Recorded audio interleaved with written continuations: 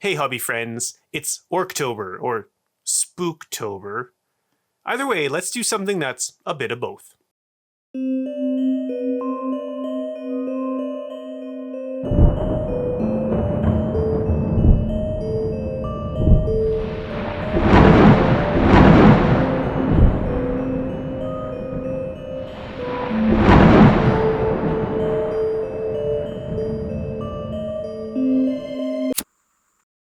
Welcome back to Caffeinated Miniatures. I'm Jared.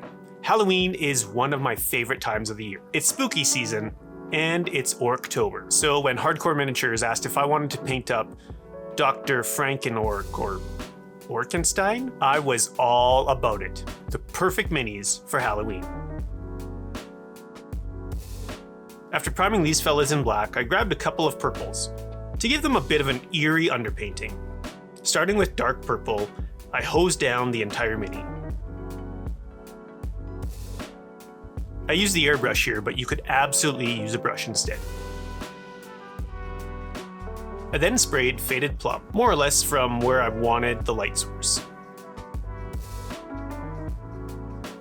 Seeing as a vast majority of this monster is skin, it seemed like the best place to start.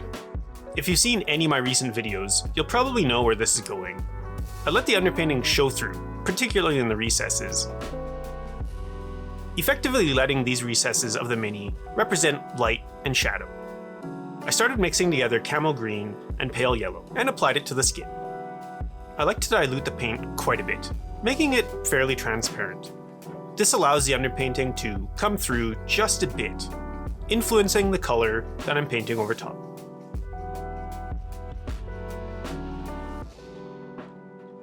As I mixed in more pale yellow, I began focusing on those areas most directly in the light.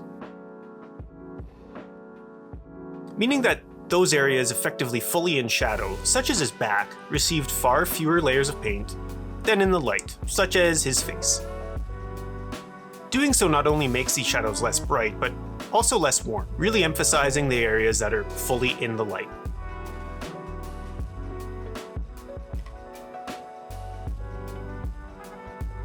Looking at Frankenork's monster here, denim seemed like the right choice for his shorts.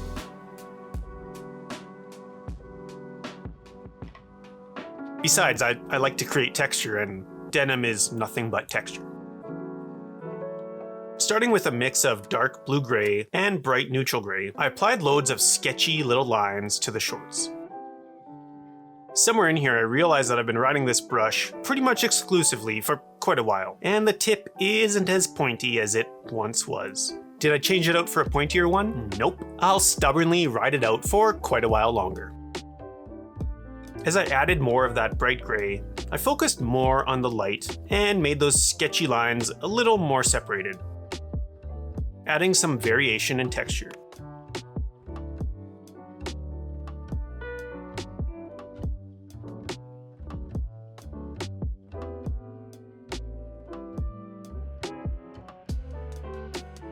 For the straps and rope, I wanted to use one of my new favorite colors, dark jade. I mean, look at it. It is phenomenal. And as I added more and more of that pale yellow, it made it even more glorious.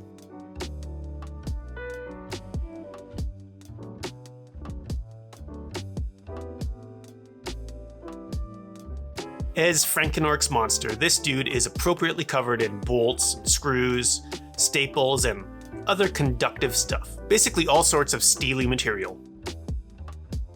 As is an ongoing theme with my painting recently, I wasn't going to do any blending here. Just using my normal sketchy brush strokes and a few layers of mixes of dark and bright neutral gray.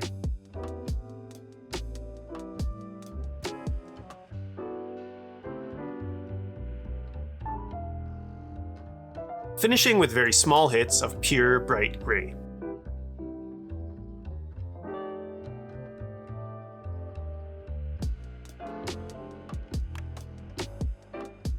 Feeling fairly happy with the monster, I moved on to the Orky Doctor. As with the monster, I mixed camel green and pale yellow for the skin.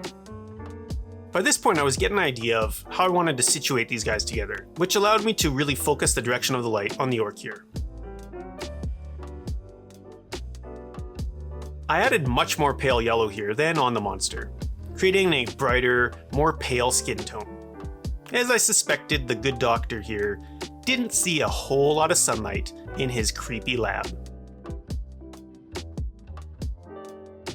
This guy was really giving me Doc from Back to the Future vibes, so I grabbed some bright neutral gray and white and gave him some bright gray hair.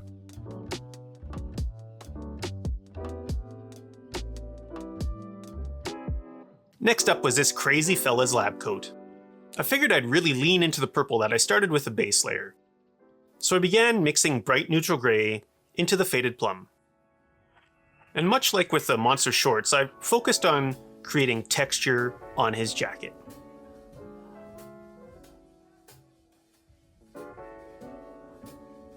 If you follow me on Instagram, you've probably seen that we got a puppy. And don't let that face fool you. He's got razor teeth, and he's not afraid to use them. And the studio dungeon here isn't exactly puppy friendly. And while I've tried to film the rest of the process on the dock here at the dining table, I wasn't that successful.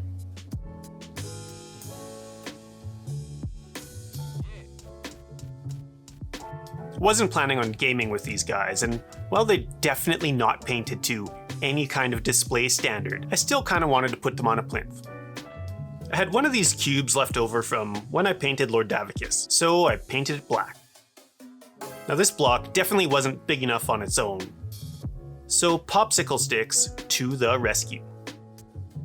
I roughly hacked these to an appropriate length, then added or maybe reinforced the wood grain with the end of a very fine screwdriver. Grabbing the hot glue gun, I whacked this new wood floor onto the cube. To create a dark and weathered look, I liberally applied Nuln Oil and Agrax Earthshade.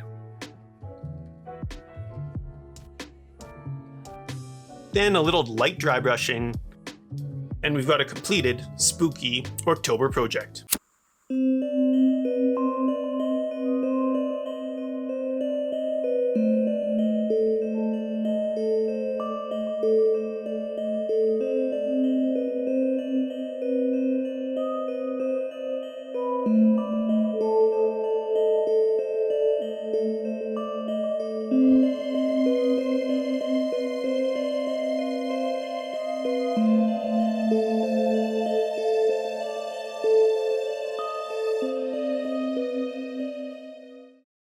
Well, there you go, my Halloween project for 2023. What did you think? Did you do your own Halloween project? Let me know in the comments below. And big thanks to Hardcore Miniatures for providing me with these STLs. Don't forget to check them out at the link in the description. I receive nothing if you do, I just like to promote cool things. As always, if you made it this far, you are an absolute legend. If you liked the video, make sure you hit the like button and subscribe for more mediocre hobby content. And thanks for watching. You are awesome, and I'll see you in the next one.